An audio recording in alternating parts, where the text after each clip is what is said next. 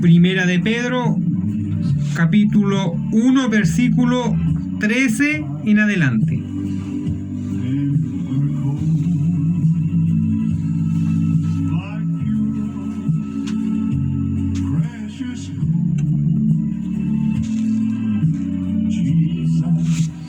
Primera de Pedro, capítulo 1, del versículo 13 en adelante. Le damos lectura en el nombre del Padre, del Hijo y del Espíritu Santo.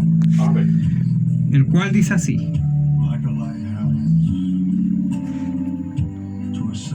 Por tanto, ceñid los lomos de vuestro entendimiento. Sed sobrios y esperad por completo en la gracia que os traerá cuando Jesucristo sea manifestado. Como hijos obedientes, no os conforméis a los deseos que antes teníais estando en vuestra ignorancia, sino como aquel que os llamó, sed santos. Sed también vosotros santos en toda vuestra manera de vivir, porque escrito está: sed santos, porque yo soy santo. Y si invocáis por Padre a aquel que sin acepción de personas juzga según la obra de cada uno, conducíos en temor todo el tiempo de vuestra peregrinación, sabiendo que fuisteis rescatados de vuestra vana manera de vivir, la cual recibiste de vuestros padres, no con cosas corruptibles como oro o plata, sino con la sangre preciosa de Cristo, como un cordero sin mancha y sin contaminación, Sí, Señor. Amén. ya destinado desde antes de la fundación del mundo, pero manifestado en los postreros tiempos por amor de vosotros. Vamos a estar orando delante de la presencia de Dios.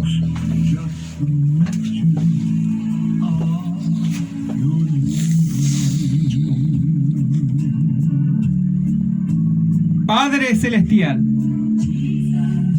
amado Señor Jesucristo, gracias, Dios mío, por este momento. Le pido, Dios mío, Sí, Señor. que su Espíritu nos guíe. Láveme en su sangre. Perdone mis pecados y falta, Dios mío. Gloria a la sangre de Cristo. Y pido que su Santo Espíritu hable a través de nuestras vidas. Amado Dios, para cada alma que ha de escuchar tu palabra, Dios mío, no es mi palabra, sino que es tu palabra. Tú eres verdadero, tú eres fiel, tú eres la verdad. Santo de Dios. Esto no es vana sabiduría, Dios mío, más bien es la palabra del Dios verdadero. Bendito sea su nombre, Señor Jesucristo. Deshacemos toda obra del diablo en el nombre del Señor Jesucristo y nos cubrimos en la sangre de Cristo. Sí, Señor. Gracias, Padre. Humildemente todo lo dejamos delante de su presencia. Gloria a Jesús. En el nombre del Señor Jesucristo lo creímos y lo pedimos. Amén. Gloria al que vive. Amén. Gloria a Dios, gloria a Dios, gloria a Dios para siempre.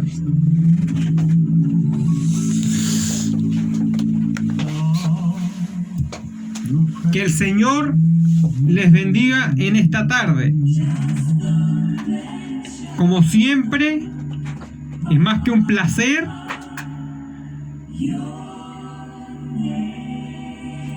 poder predicar la palabra de nuestro Señor Jesucristo.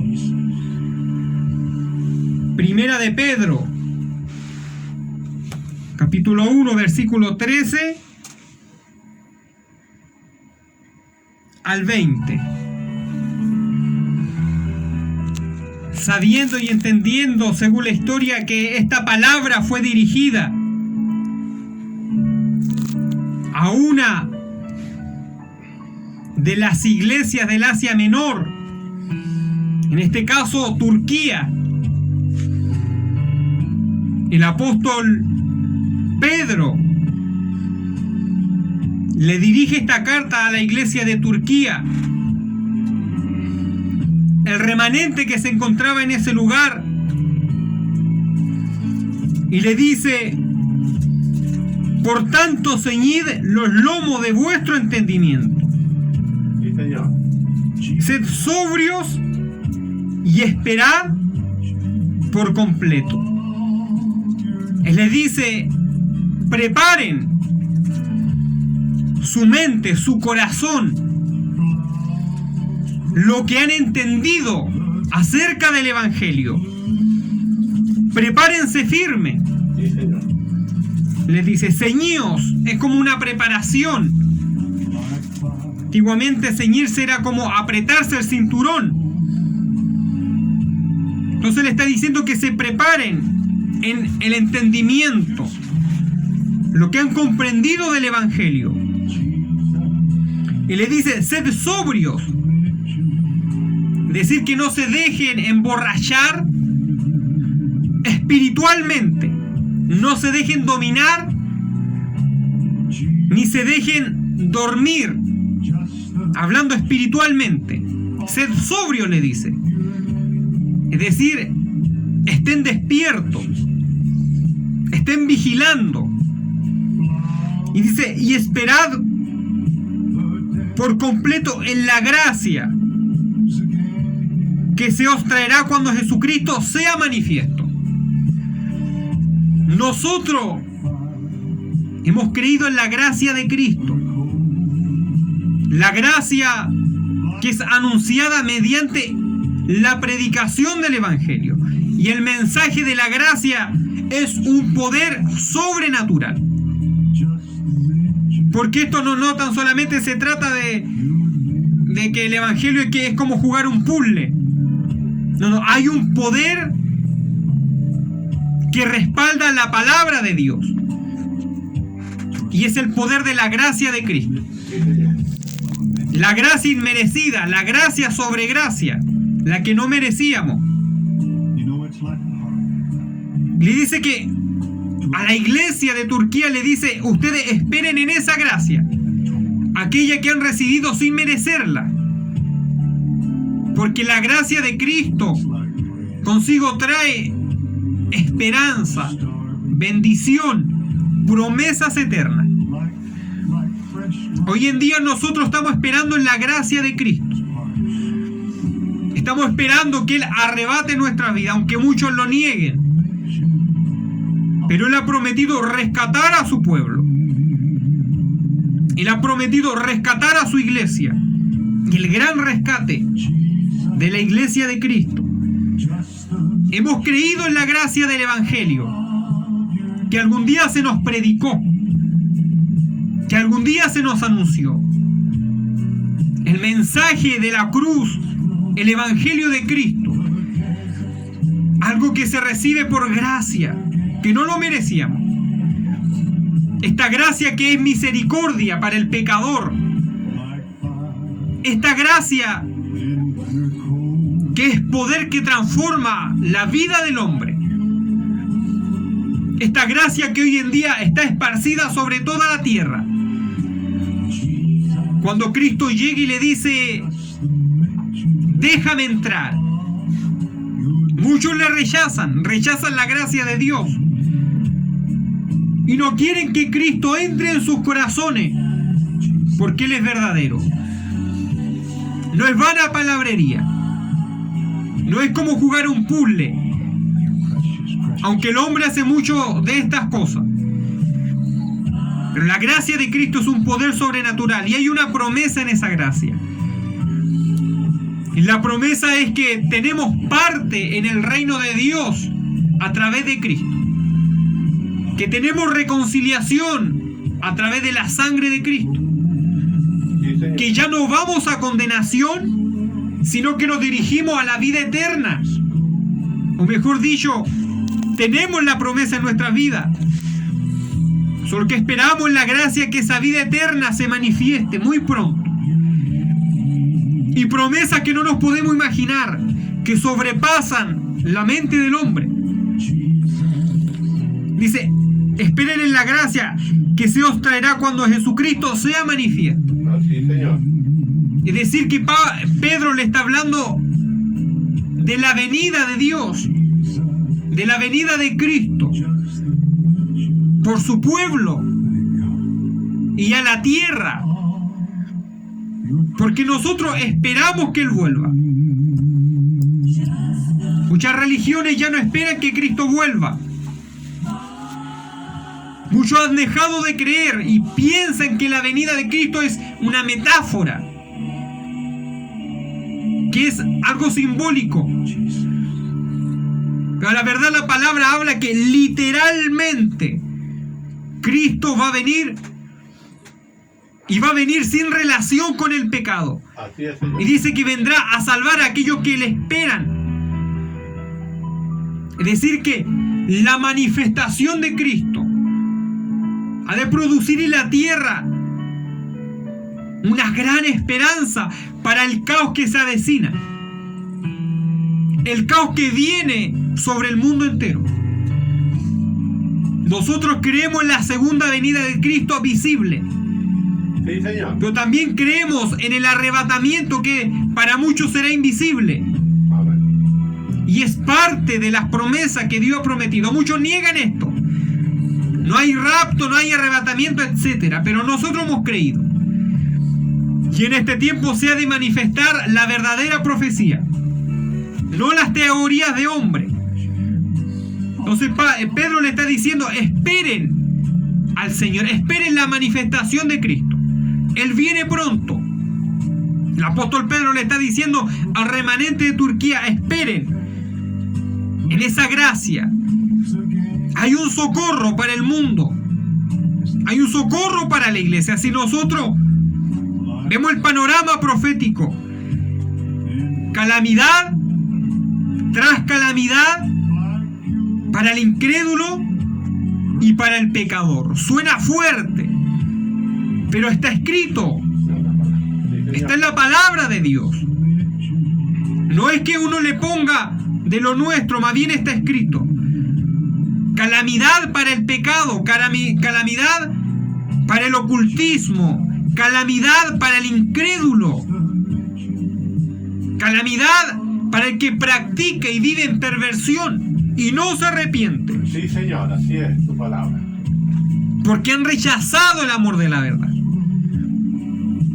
Pero nosotros, que por gracia somos hijos de Dios, que según su palabra se nos dio esa potestad, estamos esperando algo bueno. No estamos esperando esta calamidad, porque Dios ha prometido salvar a los que le esperan. Ha prometido librarnos de la hora de la prueba que viene sobre el mundo entero. Lo ha prometido. Más adelante dice: como hijos obedientes. Qué importante es la obediencia. Esperar en la gracia de Dios conlleva a ser obediente a Dios. Yo no puedo decir que espero en la gracia de Dios y soy un cristiano desobediente, alguien que no obedece los mandamientos del Señor, alguien que vive como se le place. Así es, Señor. Esperar en la gracia de Dios requiere de obediencia. Amén. Y a veces hay una confusión con esto, que muchos creen que esperar en la gracia de Dios es hacer lo que se les plazca. Pues a la verdad, si yo digo que he aceptado a Cristo, si yo digo que ando en la luz y mis obras son de tiniebla, estoy mintiendo. Muchos han aceptado a Cristo, pero son desobedientes. Me pregunto, ¿de qué sirve aceptar a Cristo y vivo en desobediencia? Es como que no lo tuviera. Así es, Señor. Es como que nunca lo hubiera aceptado. Algunos malinterpretan la palabra gracia. Para muchos la palabra gracia es igual hago lo que quiero. Repito, para muchos esperar en la gracia de Dios, estar en esa gracia, es igual a hacer lo que quieren, y no es así. Aquel que está en la gracia de Cristo tiene que ser obediente a la palabra de Dios. Ser obediente. Dice: no os conforméis a los deseos que antes teníais estando en vuestra ignorancia. El Señor a nosotros nos ha rescatado. Y a otros lo ha rescatado de cosas atroces. Pues no todos han nacido en un hogar cristiano.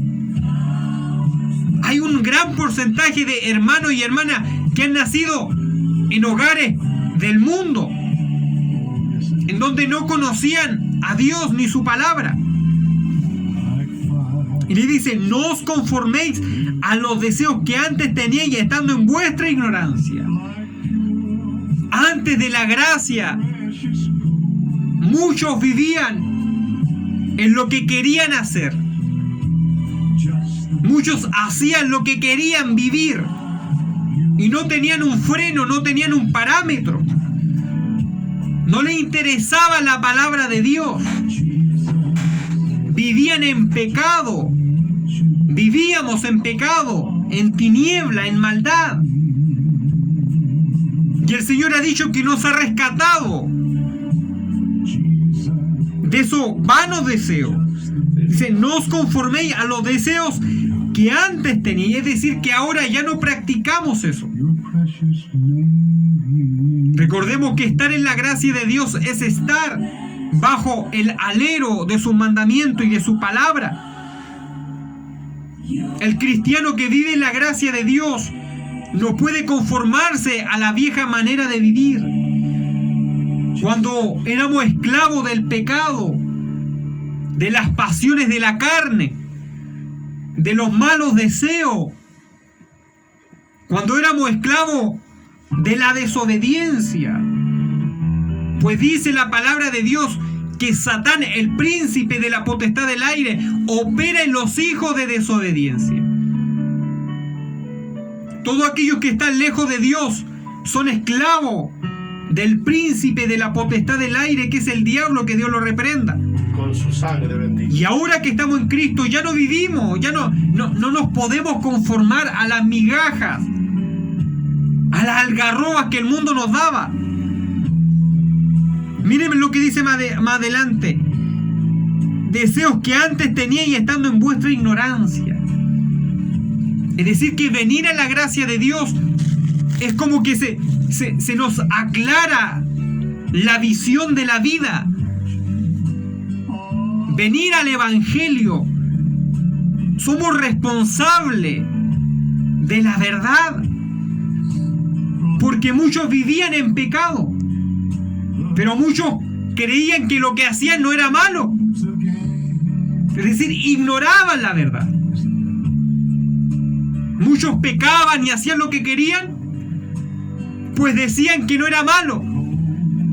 Pero cuando Cristo los llamó a la luz admirable, le reveló que eso era malo. Nos reveló lo que era malo, lo que era desobediencia.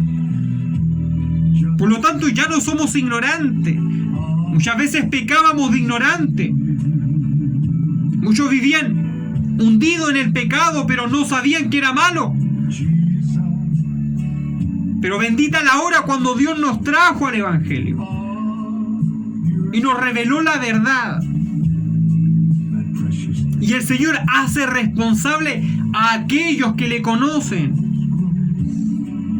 Por eso el Señor juzga severamente a aquellos que son apóstatas, aquellos que, conociendo el Evangelio, estando en su presencia, se devuelven al mundo.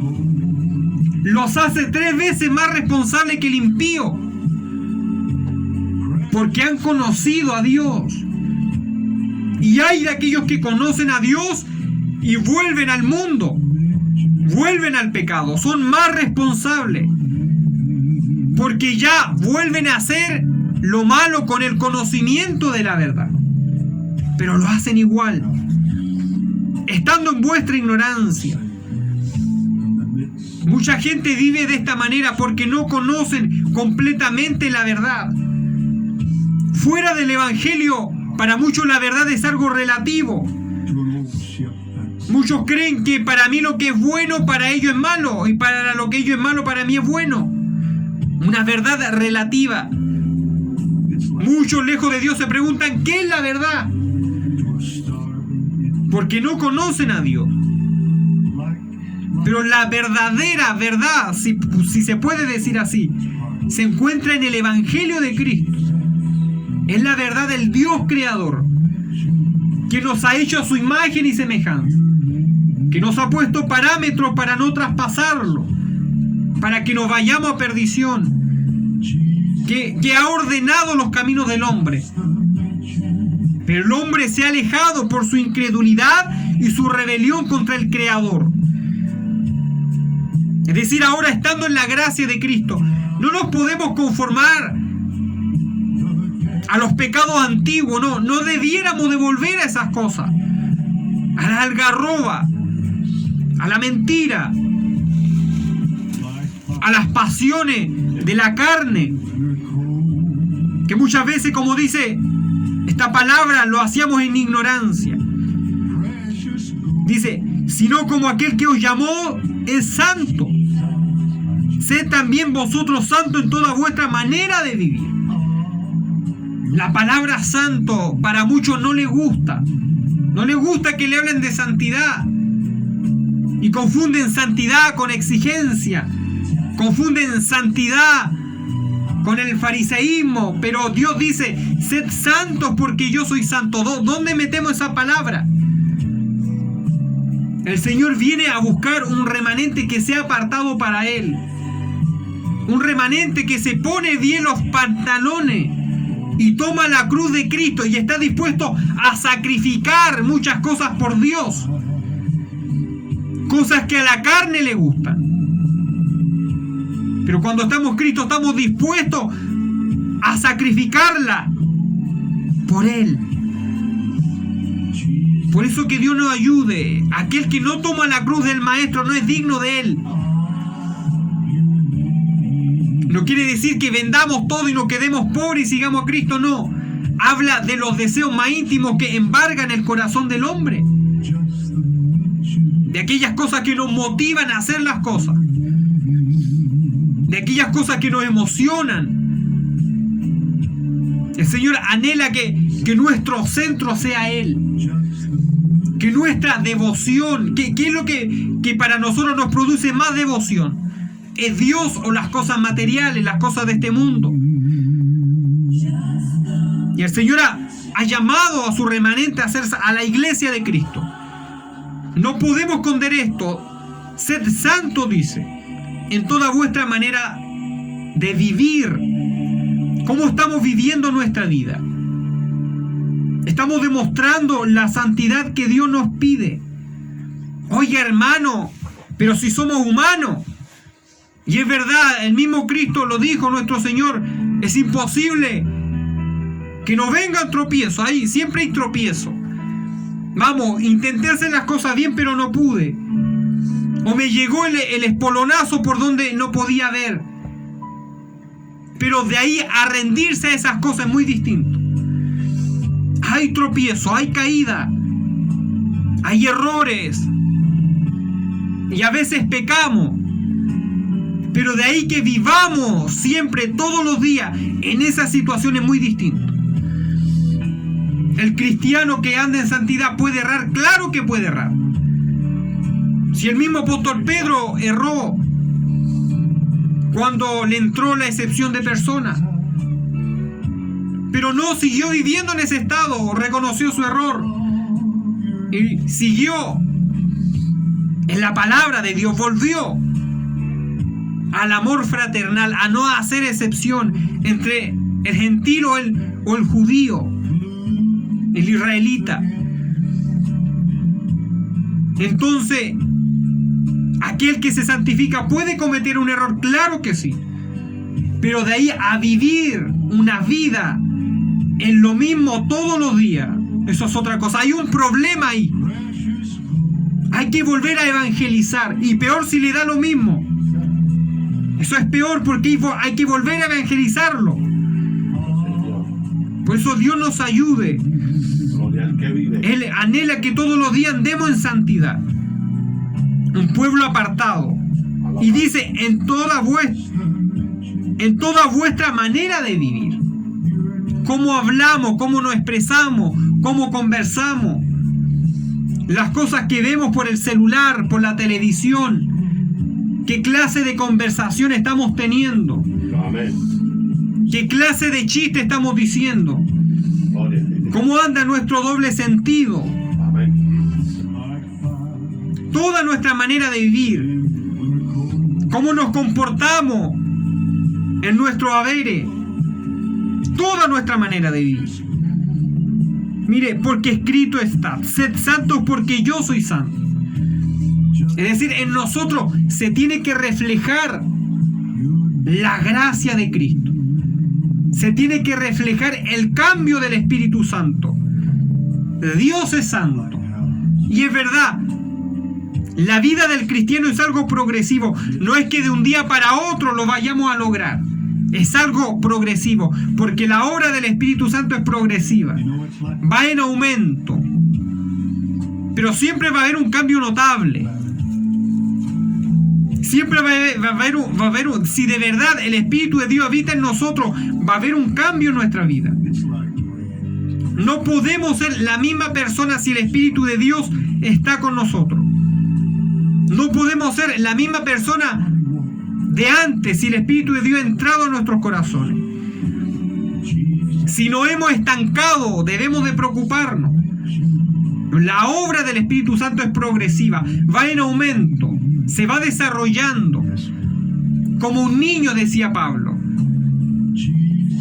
que de primero hay que darle leche, pero después tiene que estar probando ya cosas más fuertes, comida más fuerte, que le puedan edificar. Hay un cambio progresivo. Pero el Señor ha llamado a su pueblo a santidad. Debemos de nosotros instar a los demás a andar en santidad. No es inculcarle a la fuerza nada, pero sí debemos de predicar, instar a los demás. Dice: y si invocáis por Padre a aquel que sin acepción de persona juzga según la obra de cada uno. Tenemos un Padre, Jehová el Señor Jesucristo, el Padre eterno.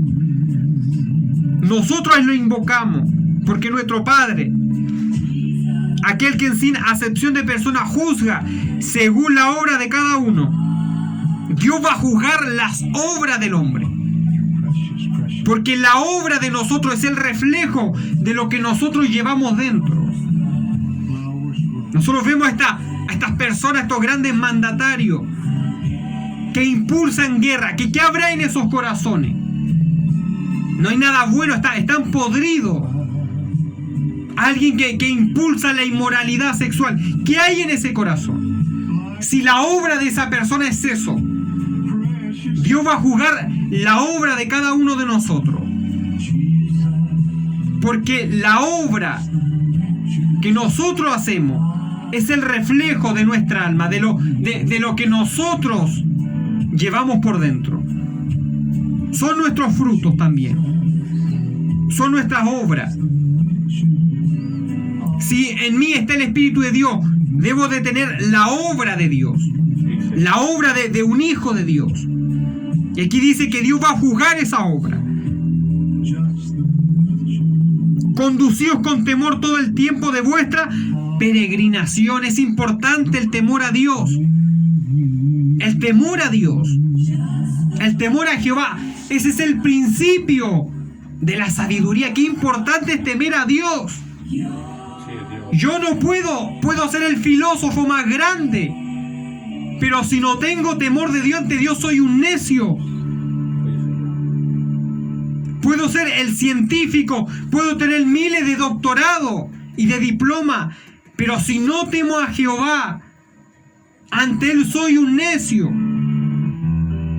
No importan los cursos, los doctorados.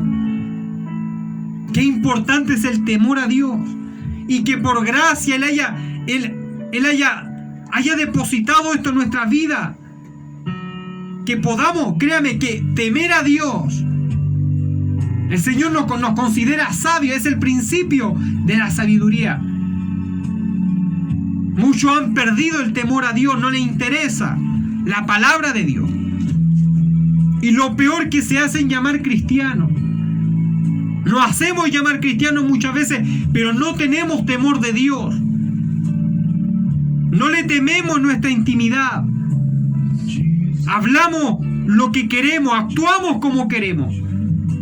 Perjudicamos a quien sea. No hay temor de Dios. Hacemos muchas cosas y da lo mismo al que le llegue. Tenemos reacciones, obramos de mala manera dentro y fuera del pueblo. No tenemos muchas veces temor de Dios. Pidámosle a Dios que le temamos. Y el temer a Dios es algo reverencial. No es tan solamente temblar. Porque antiguamente sí temblaban los varones de Dios cuando el Espíritu de Dios los visitaba. Cuando Israel vio el fuego en el Sinaí, tembló, se espantó. Pero también Dios produce un temor que produce amor. Sí, Señor. Es decir, uno sabe que Dios está ahí, lo está mirando. Y uno por amor a Dios dice, Dios mío, dame la fuerza para no caer en este pecado. Dame la fuerza, Señor, para resistir al diablo. Dame la fuerza, Dios mío, para no fallarte. Porque se trata de agradarte a ti. Eso se llama integridad. Cuando tememos a Dios, nuestra intimidad se llama integridad. Si hemos perdido el temor a Dios, pidámosle a Dios. Debemos de temerle.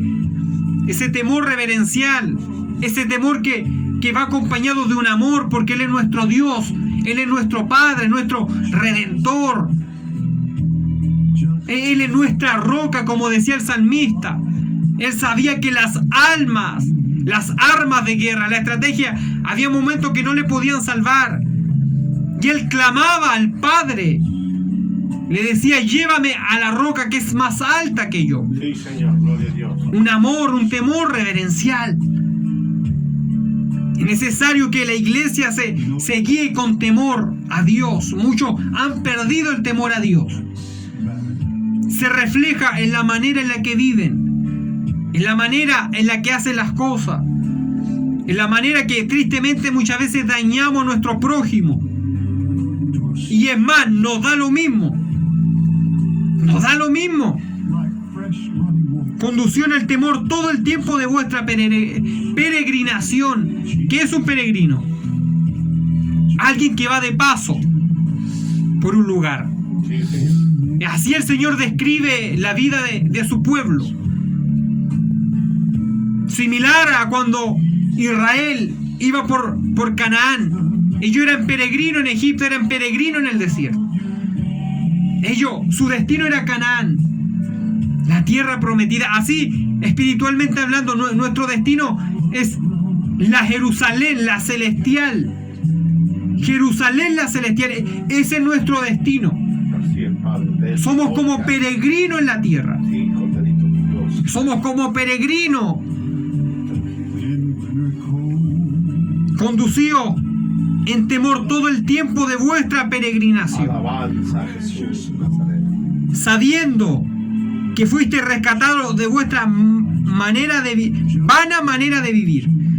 Tenemos que estar claros que hemos sido rescatados por Cristo, y eso produce un agradecimiento inmenso. Cuando el mundo le diga, ¿y qué ha hecho Cristo por ti? Lo primero que se nos viene, ¿qué? Me salvó, Sí, Señor. me rescató. ¿De qué te rescató? De la condenación. Amén. Antes vivíamos en una vana manera de vivir, yendo como empujado por un viento, el cual no era el Espíritu de Dios, más bien eran los deseos de nuestra carne, ideas de hombre, una vana manera de vivir. Íbamos para donde queríamos, una vana manera de vivir sin temor de Dios. No nos interesaba, pero Él nos rescató de ahí, lejos de Dios. Sabiendo que fuiste rescatado, tenemos que estar claros lo que Dios hizo por nosotros, sabiendo que fuimos rescatados, fuimos comprados. No nos pertenecemos a nosotros mismos. Él pagó el rescate, pagó el precio. Fuimos comprados para Él, Sí, Señor. de nuestra vana manera de vivir, porque la vana manera de vivir produce en nosotros condenación. el resultado de una vana manera de vivir, que quiere decir vivir en pecado. El resultado de eso al final es condenación, la cual recibiste de vuestros padres. Muchos llegan arrastrando. Pedro le está hablando a gente de Turquía. A lo mejor tenían algún conocimiento de Dios, pero un conocimiento errado, religioso, con costumbres paganas.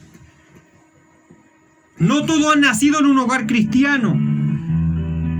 No todos hemos tenido la dicha de nacer en un hogar cristiano. Muchos han nacido en hogares con padres impíos, con padres que no conocen a Dios, padres, madres que le heredaron. ¿Qué es lo que le heredaron? Pecado, desobediencia, amargura. No es que todos los padres lejos de Dios sean malos, pero tristemente, si Cristo no está en ese corazón, ¿qué más puede enseñar? Algunos heredaron maldiciones de sus padres. Y aquí el apóstol Pedro le está diciendo que esa vana manera de vivir lejos de Dios la habían heredado de sus padres, producto de una crianza lejos de Dios. Por eso es importante que aquellos que son padre o madre críen a sus hijos en el camino del Evangelio, que desde pequeños le hagan saber la verdad, que le hagan saber la Escritura, que le inculquen el temer a Dios, el amar a Dios, que es lo que Dios quiere de la humanidad. Por eso Dios nos ayude, de la cual recibiste de vuestros padres. Tristemente muchos padres le heredaron a sus hijos maldiciones, malas costumbres. Algunos, no todos, pero algunos le heredaron vicios, malas costumbres, malas prácticas, malos pensamientos, frívolos. Yo muchas veces tuve amigos del mundo que nunca tuvieron el abrazo sincero de un padre y vivían con sus padres. Muchos de ellos se sorprendían cuando mi padre me abrazaba, porque decían: mi padre nunca me ha dado un abrazo. Siempre lo he visto borracho, se pierde 1 mes, 2 meses y después llega frenético a la casa. Yo tuve amigos así, una vana manera de vivir. Pero aquí Pedro le está hablando a un remanente que fue rescatado de eso. Es decir, vuestros padres te heredaron maldición, pero ahora ustedes ya no pertenecen a ese mundo. Tienen un Padre Celestial que a través de Cristo le ha demostrado amor, le ha demostrado la justicia verdadera. Por eso aquellos que no tuvieron padres cristianos o que no tuvieron un padre, ahora tienen un Padre Celestial, un Padre que no falla, un Padre que algún día, más temprano que tarde, le vamos a ver la cara, un Padre que nos habla al corazón. ¿O acaso no ha escuchado la voz del Espíritu cuando le ha dicho: con amor eterno te he amado, como le dijo Israel, por lo tanto te he prolongado mi misericordia? Tristemente así es el sistema lejos de Dios. Por eso nosotros hemos creído en un Padre Celestial, alguien que no falla. Repito, no es que todos los padres sean malos, pero muchas veces se ve esta situación. El apóstol Pedro le está diciendo a ellos: habéis recibido una vana manera de vivir de vuestros padres. Pero le hacen claro que han sido rescatados. Dice: no con cosas corruptibles, como oro, plata. Son cosas corruptibles que a la verdad son de mucho valor. Y él está diciendo: ahora tienen un Padre que a usted lo rescató de ese camino que sus padres carnales le habían heredado. Cualquiera que haya sido el mal camino, el Padre Celestial los sacó de ahí, los compró. Y es más, le dice: no los compró con algo corruptible que el hombre tiene, el oro, la plata, las grandes potencias. Los elitistas tienen estas cosas. Algo más precioso que el oro y la plata. Dice más adelante el 19: sino con la sangre preciosa de Cristo. Qué cosa más hermosa. No sé si hemos estudiado o visto lo impactante que debe de haber sido que Dios haya derramado su sangre Gloria al por nosotros. Fue la sangre de Dios Sí, Señor. y no fue derramada por los ángeles, sino que por nosotros, los seres humanos. Por nosotros que no teníamos arte ni parte con Dios. Qué precioso, tenemos un Padre que sí sabe amar. Un Padre celestial que sobrepasa el amor de los padres y de las madres de esta tierra, que nos rescató para Él.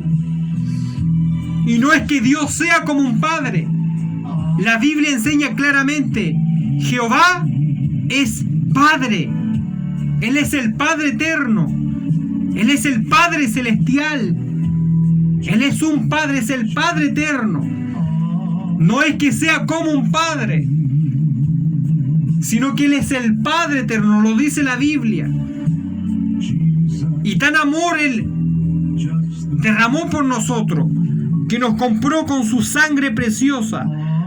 La sangre de Cristo, dice, como un cordero sin mancha y sin contaminación, ya destinado desde antes de la fundación del mundo, pero manifestado en los postreros tiempos por amor de vosotros. ¿Qué amor tan grande nos ha dado Dios? No lo merecíamos, pero dice que desde antes de la fundación del mundo, el Señor Jesucristo fue destinado a morir por nosotros. No fue el segundo plan o el plan de emergencia, más bien fue el único plan que el Padre había desarrollado para reconciliar al mundo consigo mismo a través del Señor Jesucristo.